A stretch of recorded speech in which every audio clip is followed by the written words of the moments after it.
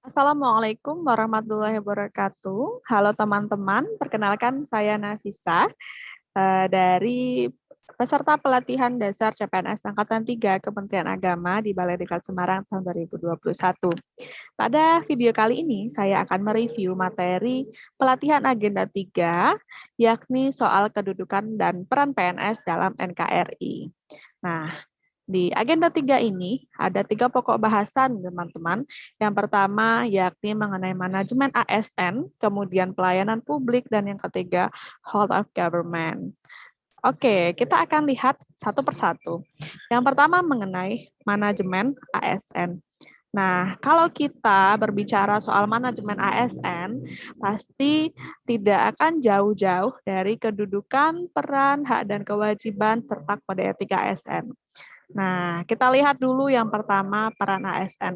Apa saja peran ASN? Jadi ASN adalah perencana, pelaksana, dan pengawas penyelenggaraan tugas umum pemerintahan dan pembangunan nasional melalui pelaksanaan kebijakan dan pelayanan publik yang profesional, bebas dari intervensi politik, serta bersih dari praktik korupsi, kolusi, dan nepotisme tentu saja. Lalu apa saja tugasnya ASN? Yakni melaksanakan kebijakan yang dibuat oleh pejabat pembina kepegawaian sesuai dengan ketentuan peraturan perundang-undangan. Kemudian memberikan pelayanan publik yang profesional dan berkualitas. Dan yang terakhir adalah mempererat persatuan dan kesatuan negara kesatuan Republik Indonesia. Oke, selanjutnya kita lihat apa sih hak yang diperoleh oleh para ASN ini.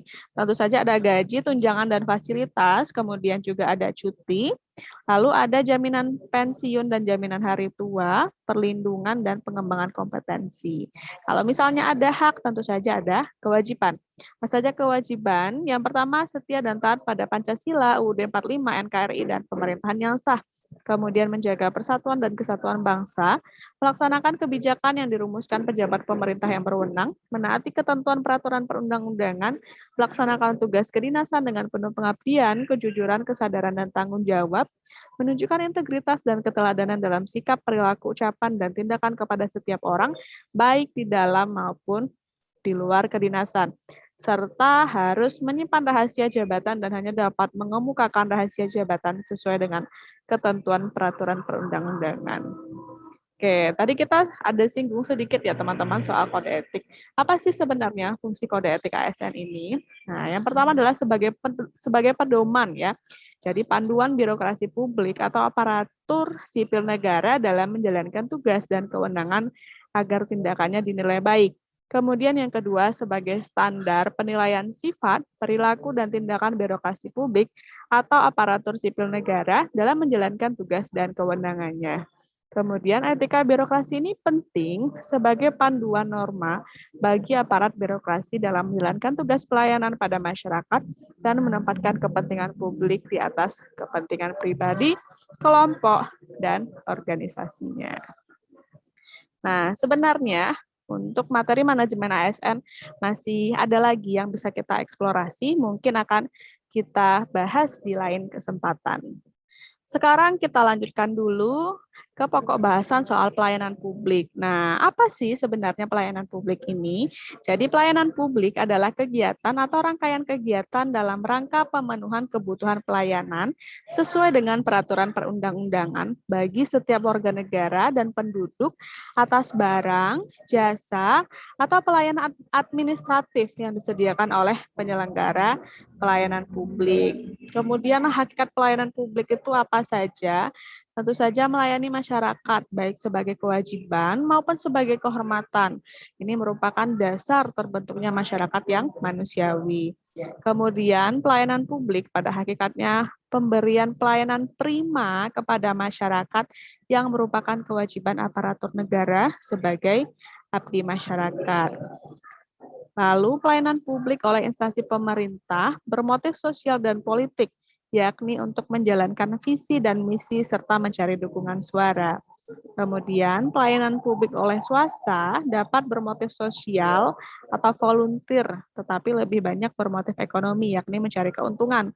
Kemudian pelayanan publik kepada masyarakat dapat diberikan secara cuma-cuma sebagai kompensasi dari pembayaran pajak ataupun bisa juga ditarik bayaran. Lalu tarif pelayanan publik oleh pemerintah ditetapkan berdasarkan harga produksi atau tarif yang paling terjangkau. Dan pemberian pelayanan publik secara seragam kepada semua warga negara sebenarnya justru tidak adil karena kebutuhan dan kepentingan masyarakat itu berbeda-beda. Oke, nah ada beberapa klasifikasi teman-teman soal pelayanan publik ini. Yang pertama ada pelayanan administratif, yaitu pelayanan yang menghasilkan berbagai bentuk dokumen resmi yang dibutuhkan oleh publik. Kemudian ada pelayanan barang, yaitu pelayanan yang menghasilkan berbagai bentuk atau jenis barang yang digunakan oleh publik. Lalu yang ketiga ada pelayanan jasa, yaitu pelayanan yang menghasilkan berbagai jasa yang dibutuhkan oleh publik. Dan yang terakhir adalah pelayanan regulatif, yaitu pelayanan melalui penegakan hukum dan peraturan perundang-undangan maupun kebijakan publik yang mengatur sendi-sendi kehidupan masyarakat. Lalu apa saja prinsip-prinsip pelayanan publik? Yang pertama, kesederhanaan, kejelasan, kepastian waktu, akurasi, keamanan, tanggung jawab, kelengkapan sarana dan prasarana maksud saya, kemudahan akses, kedisiplinan, kesopanan dan keramahan, dan yang terakhir apa? Tentu saja adalah soal kenyamanan. Sekarang kita masuk ke materi terakhir di agenda 3, yakni soal Whole of Government atau WOG. Nah, WOG pada dasarnya adalah sebuah pendekatan fungsi dalam ruang lingkup koordinasi yang lebih luas guna mencapai tujuan bersama dalam pembangunan kebijakan, manajemen program, dan pelayanan publik. Yang pertama itu adalah pelayanan yang bersifat administratif, pelayanan publik yang menghasilkan berbagai produk dokumen resmi yang dibutuhkan warga masyarakat. Kemudian pelayanan jasa, yakni pelayanan yang menghasilkan berbagai bentuk jasa yang dibutuhkan warga masyarakat seperti pendidikan, kesehatan, ketenagakerjaan, perhubungan, dan lainnya. Kemudian yang ketiga adalah pelayanan barang, yakni pelayanan yang menghasilkan jenis barang yang dibutuhkan warga masyarakat, misalnya jalan, perumahan, jaringan telepon, listrik, air bersih, dan seterusnya. Dan yang terakhir adalah pelayanan regulatif, pelayanan melalui penegakan hukuman dan peraturan perundang-undangan maupun kebijakan publik yang mengatur sendi-sendi kehidupan masyarakat. Saya kira banyak sekali contoh bad and best practice WOG ini ya. Teman-teman juga bisa eksplorasi di YouTube karena rekan-rekan saya lainnya peserta pelatihan dasar CPNS sudah banyak sekali yang memproduksi video-video bad and best practice WOG ini dan juga soal manajemen ASN dan pelayanan publik yang tadi. Nah, jadi kita bisa belajar bersama ya teman-teman dari video teman-teman peserta pelatihan dasar CPNS. Saya kira segitu dulu review materi agenda 3. Terima kasih sudah menonton sampai akhir. Wassalamualaikum warahmatullahi wabarakatuh.